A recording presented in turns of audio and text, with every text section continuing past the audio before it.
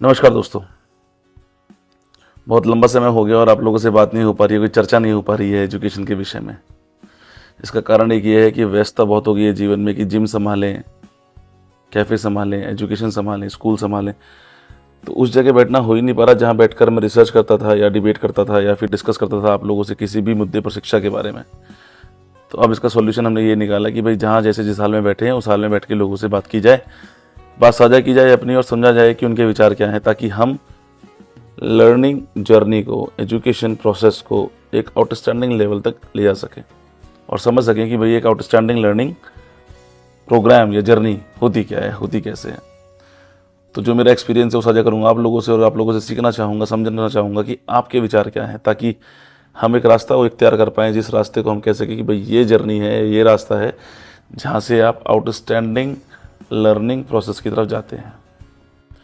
तो देखिए, टीचर अपने आप में तो महान होता ही है भाई। अपने टीचर अपने सब्जेक्ट में एक्सपर्ट होता है और डेफिनेटली अपनी अच्छी जगह से उसने पढ़ाई की होती है, हर एक चीज़ मान्य है। लेकिन क्या वो जो पीस ऑफ इंफॉर्मेशन है वो उसी प्रकार से इम्पार्ट हो पा रहा है, जा पा रहा है, पहुंच पा रहा है क्या उसके स्टूडेंट तक? इसको कैसे चेक किया जाए, इसको कैसे एविडेंट किया जाए? तो इसको स्ट्रीमलाइन करने के तो बहुत सारे तरीके हैं, लेकिन एक तरीका जो मैं आज डिस्कस करना चाहूँगा आपसे वो है, जो कि कॉर्पोरेट वर्ल्ड में बहुत इस्तेमाल होता है, उसको बोलते हैं प्लीनरी।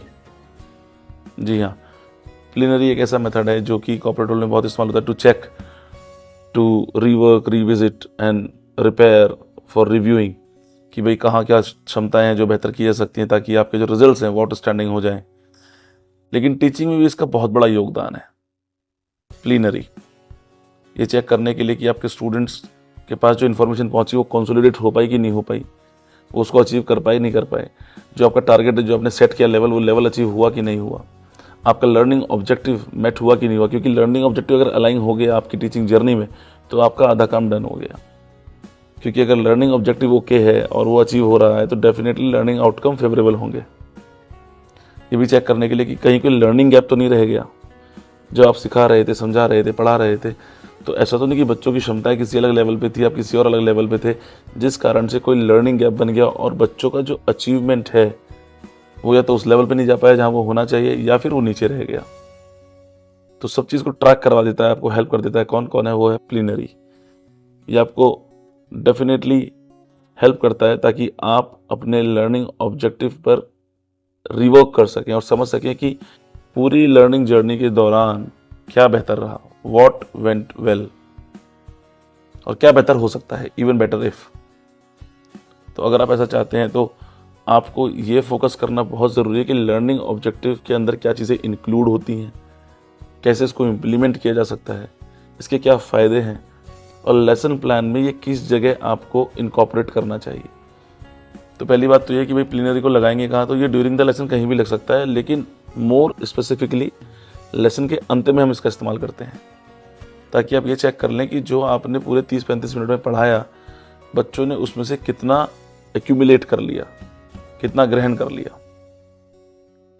और दूसरी बात ये कि इसके अंदर इंक्लूड क्या होता है। इसके अंदर इंक्लूड होगा आपका लर्निंग ऑब्जेक्टिव का रिव्यू, इसके अंदर इंक्लूड होगा आपका लर्निंग आउटकम कि बच्चे कहाँ पहुँचे। इसमें आप प्रोग्रेस लाइन कंप्लीटली चेज कर पाते हैं कि बच्चों की जो प्रोग्रेस है वो अलाइंड है टूवर्ड आउटस्टैंडिंग और नॉट।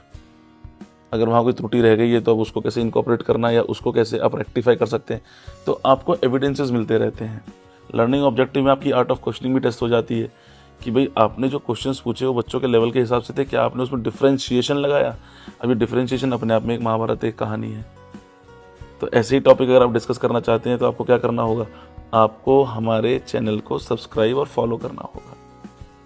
आप ऐसा करेंगे तो आपके क्वेश्चन हम तक पहुँचेंगे, आपके क्वेश्चन हम तक पहुँचेंगे तो हम रिसर्च करेंगे और अपनी पूरी एनर्जी से कोशिश करेंगे कि आपको हम वो इन्फॉर्मेशन मुहैया करा दें जिसे आप इम्प्लीमेंट करके अपनी जर्नी को एक आउटस्टैंडिंग टीचर की जर्नी बना पाएं। तो अभी जो मुद्दा है वो बात हो रही है प्लीनरी के बारे में। तो प्लीनरी आपको हेल्प करेगा ये पता करने में कि आपके जो प्रोसेस आपने इस्तेमाल किया, जो स्टाइल आपने इस्तेमाल किया, उसमें क्या चीज़ बेहतर रही, क्या आउटस्टैंडिंग रहा और क्या बेहतर हो सकता है। आपको ये पता चलेगा कि कहीं कोई डाउट तो नहीं रह गया। आपको डिस्कशंस के मौके मिलेंगे, आपको फीडबैक मिलेगा और everything will get aligned towards the learning objective. अब आप चाहते हैं कि प्लिनरी के प्रकार कैसे हैं, कैसे इसको इम्प्लीमेंट करना चाहिए, क्या इसके डिफरेंट टाइप्स हैं, तो प्लीज़ हमें कमेंट बॉक्स में लिखें। हम अगली वीडियो में डेफिनेटली आपसे साझा करेंगे कि प्लिनरी को किस किस प्रकार से, किस किस तरीके से आप इम्प्लीमेंट कर सकते हैं और अपने लेसन में किस प्रकार से कहाँ इसको आप जगह दें, ताकि आपका जो प्लानिंग है, ओवरऑल प्लानिंग है, वो आउटस्टैंडिंग हो जाए। Thank you. जय हिंद, जय भारत।